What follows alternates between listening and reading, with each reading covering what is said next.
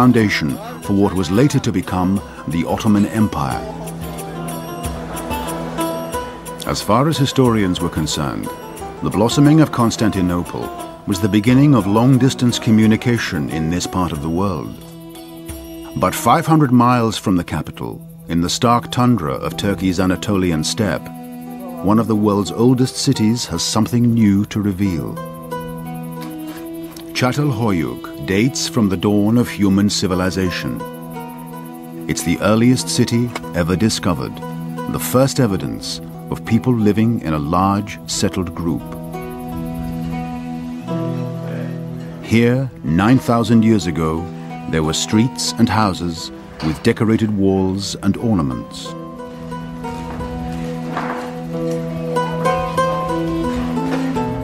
A team from England's Cambridge University is slowly uncovering the city.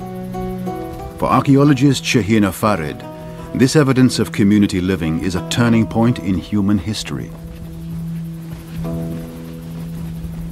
As a Neolithic site, the characteristics of Çatalhöyük is that it's one of the earliest sites when people settled down after a hunting-gathering type livelihood.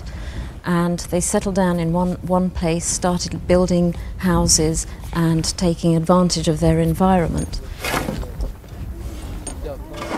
The city was supported by farming, and its people enjoyed a period of stability lasting many centuries. And they weren't just scraping a living. Skeletons buried beneath the houses revealed that these ancient city dwellers were well-nourished and healthy, apparently prosperous.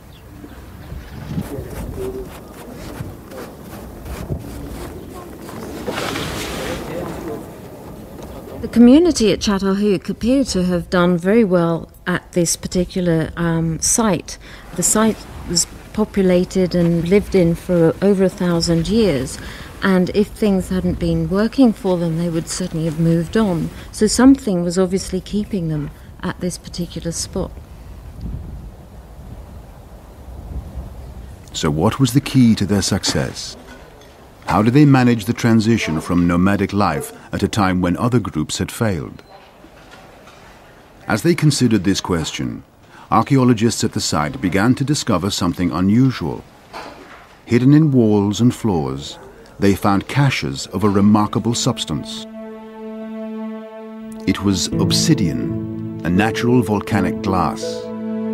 The people of Çatal must have brought it from the now dormant volcanoes of the nearby Cappadocia mountain range.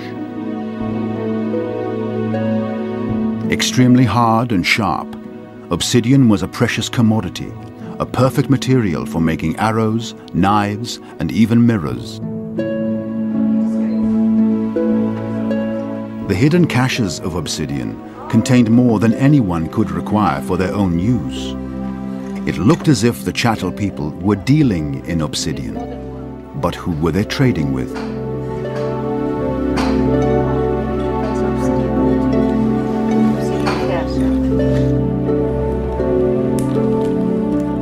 Dr. James Blackman works in a nuclear laboratory, but he is in fact an archaeologist with a special interest in obsidian. Archaeologically, obsidian is important because it was extensively traded throughout the ancient Near East, and it can be used to trace exchange networks.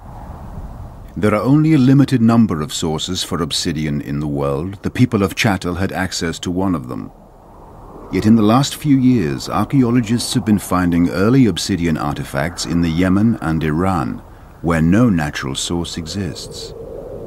So where did that obsidian come from?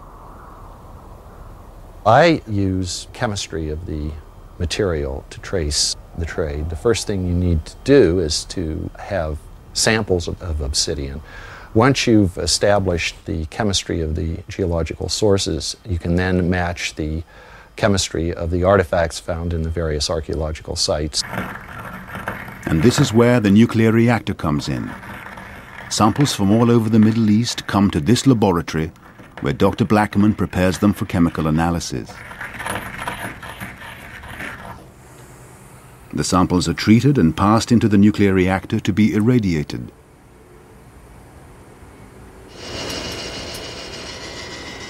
The irradiated obsidian then begins to give off radioactive gamma rays that can be recorded and analyzed to give a chemical fingerprint for each sample. All samples from a particular source will share the same fingerprint. These chemical signatures allow Dr. Blackman to compare foreign samples with obsidian from Turkey.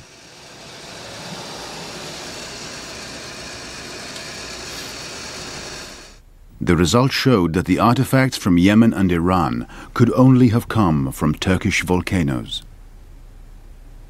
The central Anatolian Turkish sources have been found as far south as the Levant and along the Euphrates River, and as far east as central Iran at a site called Tepe Yahya in south-central Iran.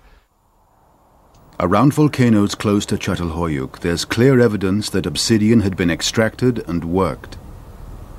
It seems that the Çatal people were processing obsidian and sending it on the first leg of a lengthy trade route. Perhaps this control over a popular commodity had accounted for their prosperity. These were the very earliest human settlements, and already a trade network was reaching out beyond the immediate area. Historians had thought of the Silk Road as the earliest Asian trade route, but the Çatalhöyük evidence totally overturned that idea. For the obsidian traders were plying parts of the very same route 7,000 years earlier. It was a revelation, and there were more to come.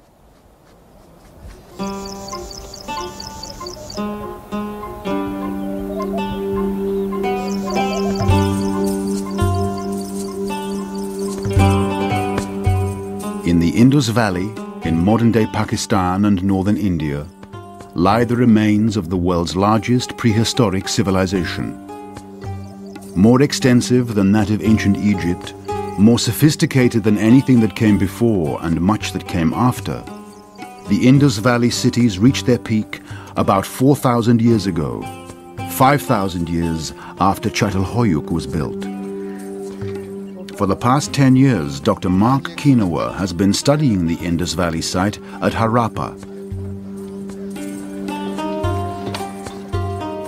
Excavations here have revealed a large, solidly built city. Its brick houses complete with bathrooms and water systems, displaying technology not seen again until Rome 2,000 years later.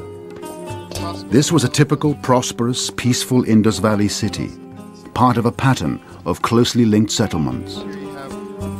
The only way to really understand how they were integrated is through looking at their technologies, because the technologies were key to the movement across the Indus Valley and also the integration of those cultures. In his work at the site, Mark Kinowa has built up a picture of a skilled and sophisticated people. They used a standardized system of weights and measures, and a writing system, one of the first, to tally their goods. It all pointed to trade, yet the Harappans predated the supposed start of the Silk Road by 2,000 years. The key to Dr. Kinowa's latest research lies with these tiny stone beads. They are found throughout the Indus Valley, and similar ones have been found much further afield. Mark Kinowa began to work on ways of identifying the origin of the beads. For him, the key lay in the technology used to make them. In his laboratory in the US, he has built a replica of an ancient drill. This technique that I'm using here is based on a technique developed in the Indus Valley civilization, so around 2600 BC. The technique that I'm using here is using water to try to help cool the bead as it's being drilled. This keeps it from cracking, and it also cools the drill itself because the drill, it gets very hot. It also washes out the ground up bead material that you're drilling out of this bead. One of the distinguishing features of beads is their technology in which they're made. So by comparing technologies, we can determine that beads that look the same are actually made in different places. And this is the result of looking at their drill holes and looking at the specific aspects of the techniques used to manufacture them.